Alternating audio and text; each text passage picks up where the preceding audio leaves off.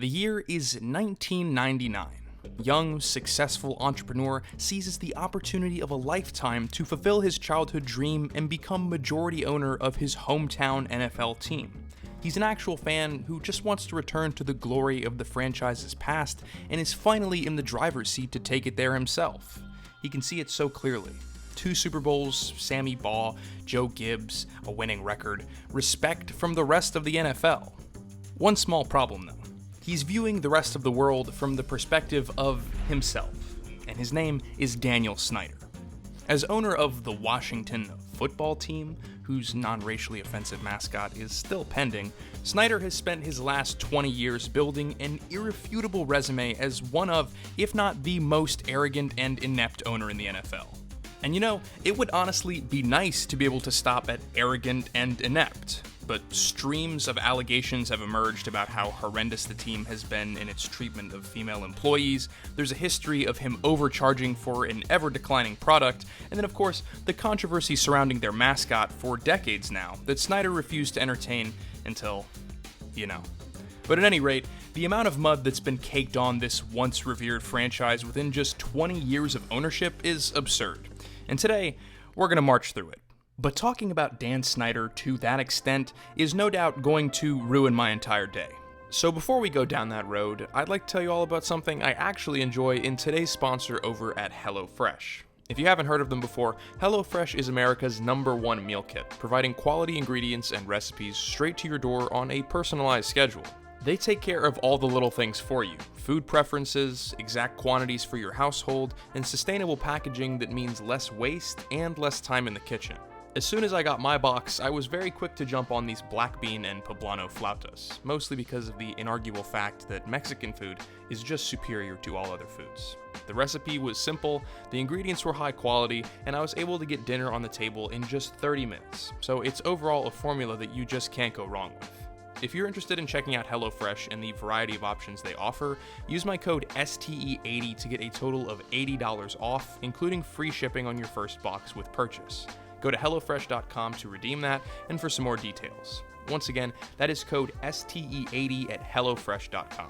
So thank you again to HelloFresh, and with a gigantic sigh, I guess we've got to talk about Dan Snyder.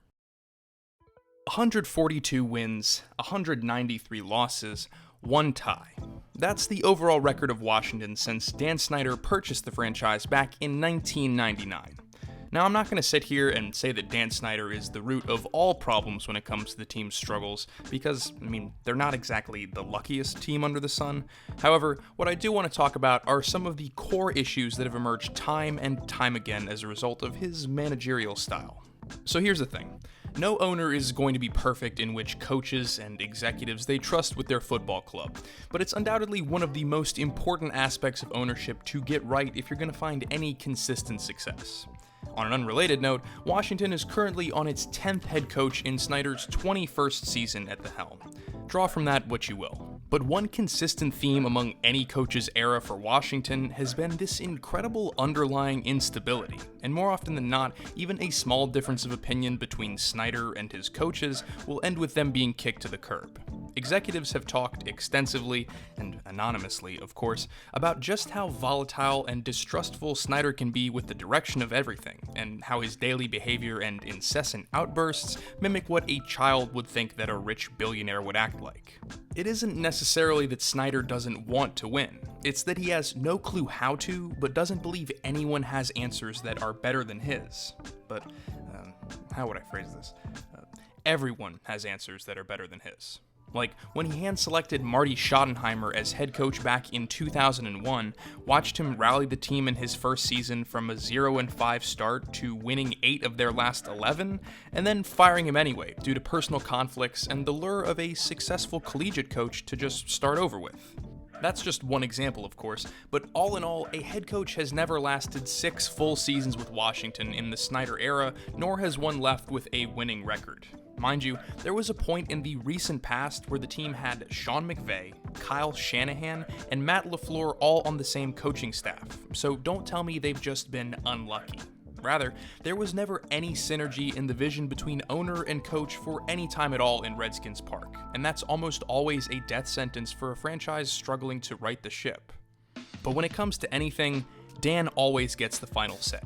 He seems to think of himself as a young Jerry Jones, and league sources have even confirmed that he idolizes Jones, as a renegade who wants to call the shots on just about every aspect of football life for Washington. But for as much criticism as Jones warrants for his grip on the Cowboys, Snyder's impression of him is just pathetic. Dan Snyder knows nothing about managing a football team, but rather than placing competent executives alongside himself to better shoulder that task, Snyder has favored putting his friends in those positions, with the best example of this being one Vinny Cerrato, team president and de facto general manager of the team from 1999 to 2009. So what did he accomplish with Snyder in a full decade? Well, many know that Washington became well known for their affinity for past their prime veterans, throwing wads of cash at the likes of an aging Deion Sanders, Jeff George, Andre Reed, and Jason Taylor, not to mention inking a 7-year, $100 million deal with Albert Hainsworth that immediately fell flat. There wasn't much, if anything, to show for on Cerrato's resume before or after he spent a decade with Washington. But he did one thing properly that not many others could. He got along with Dan Snyder, and he was also more than happy to help him build his newly acquired franchise into a personal fantasy team that might have dominated the NFL if it was a decade earlier. When there was no way Cerrato's position could be justified any longer in 2009, Bruce Allen was named as his replacement, and his tenure as team president managed to be even worse somehow. A poster boy for the NFL's problem with nepotism, Allen is another figure who has been called out by team officials as authoritarian and just confidently wrong, but nonetheless slowly absorbing more and more power over his decade as second in command while the franchise wilted away. Allen battled coaches, blundered contracts, alienated a fan base that was already out on Mars after a decade under Snyder, all while insisting that everything was absolutely incredible. How would you describe the culture surrounding this football team? You know, the culture is actually damn good. I don't think that you need me to tell you this, but he's lying. In fact, at the time these sacred words were uttered, Trent Williams, a situation that higher management was aware of from the start. Looking back at any point now in Allen's decade of blunders, it's hard to come up with any reason why such a polarizing and damaging figure was kept in a position of power for that long, apart from one glaring excuse that is only ever applied to Snyder and his goons. No matter what happens, the blame never falls on them at the top. Get a new head coach, get a new quarterback, kickstart a new era of Washington football without addressing any of the fundamental flaws at the very core of the organization. Instead, we can let those go unchecked for decades at a time.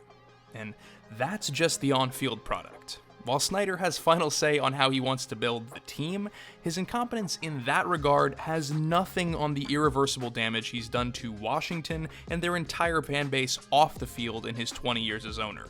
The team's 2020 offseason was very busy, and in the worst possible way. But before we open up that really big can of worms, let's briefly cover Snyder's uncompromised journey to charge more and more for a product that gets substantially worse by the year.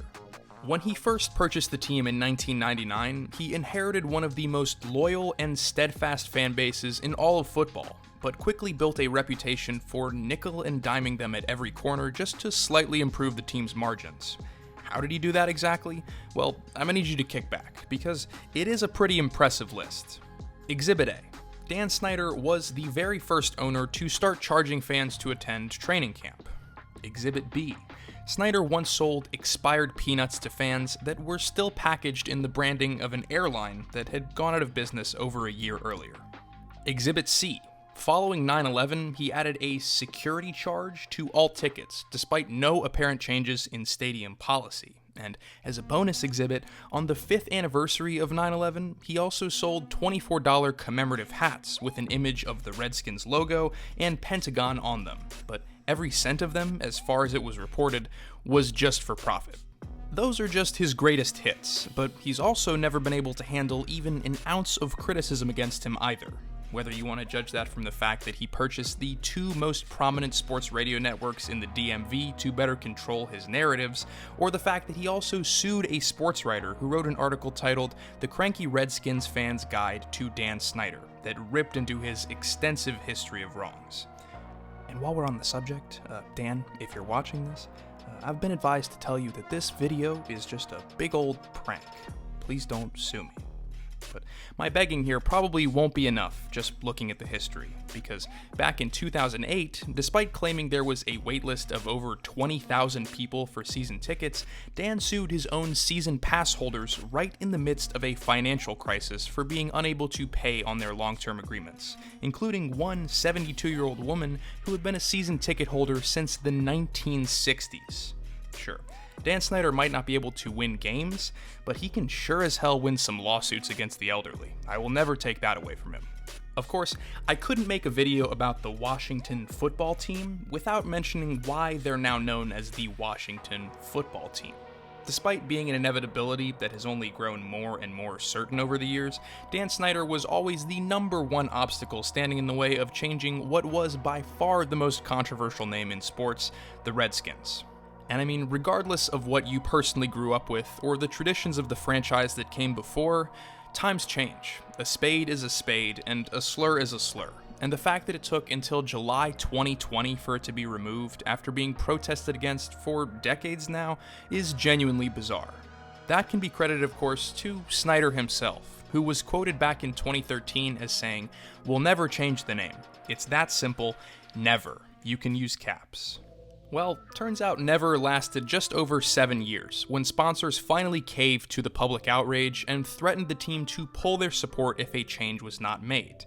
Backed into a corner, Snyder naturally complied, even going as far as to list sponsors first in a list of priorities that included the team's fans and community in their official release announcing the name would be changed. Thank you, Dan. So, I think that we can all agree this history over the past 20 years would be more than enough to declare Snyder a plague on the franchise. But unfortunately, as many found out due to some excellent journalism from the Washington Post, it still manages to get worse. Now, I have to stress here that what was reported as of this video's publishing are allegations, and they're currently being investigated by the NFL itself. So I'm just going to go over the basic details here, just to tread carefully. In July 2020, the Washington Post released a bombshell article that originally involved 15 women, a number that has increased to 40 in later weeks, alleging inappropriate harassment during their employment with Washington, ranging from inappropriate comments to unwanted physical contact and other instances where clear boundaries were crossed. Snyder is not directly accused of inappropriate conduct in the piece and has gone as far as to label it a hit job, but the vast amount of interviews given paint an environment of exploitation of female employees that was both known about and contributed to by top executives, all of which mentioned by name in the article were immediately fired. To make matters worse, a follow-up was released detailing past exploitation of the team's cheerleaders back in 2008, with allegations of a video being made behind the scenes of beach photo shoots that were explicit in nature without the consent of any women involved, with there even being other allegations that the video was made specifically for Snyder and other top executives. Again, Snyder denies any knowledge of such a tape. This is also not the first controversy that has involved Washington's cheerleaders, as a New York Times report first brought to light potential mistreatment on a trip to Costa Rica, with exploitative behavior consistent with the reports released in 2020. I'll leave all of those articles in the description so you can come to your own conclusions, but it is a lot. Reading those accounts of what has happened within Washington's organization for the past 14 plus years of Dan Snyder's ownership at the least, if proven, those are the kind of things that have to be cut out at the very core. Even if he isn't directly implicated, these allegations demonstrate an organization whose structure was built on indifference, or at worst, complete tolerance for abuse and harassment that cannot have a place in today's NFL, especially when you take past controversies into consideration. It's always fun to make jokes about failing as a football team, but failing at general respect and decency in the workplace? That kind of deficiency is only a result of what is tolerated up at the very top. Case closed. So with everything out in the open, what's next for the Washington football team? Well, anything and everything is a question mark, including whether the NFL is going to force Snyder to sell the franchise as a result of these ongoing investigations, as well as whether or not Ron Rivera is finally the coach to turn the team's decades of falling backwards into any semblance of forward progress. But if you ask me, when it comes to the history of Dan Snyder's first 2 decades as owner, the more things change, the more they ultimately stay the same. Ron Rivera is an incredible head coach and man, and I personally hope he kicks cancer's ass. But he's got an insane burden to shoulder in turning this entire franchise around on his own, because I can tell you, he's not going to get any help from up top. And while I hope that is in the cards for Rivera, it's very hard to see a world in which this franchise is revered once again while this owner is still at the top, a problem that isn't going to be solved unless done so by force. So, for the Washington fans that are still left out there, however many of you there might be, my heart goes out to you, and I want you to know that I do genuinely hope for some brighter days ahead, because, oh man, do you deserve better than what is going on now.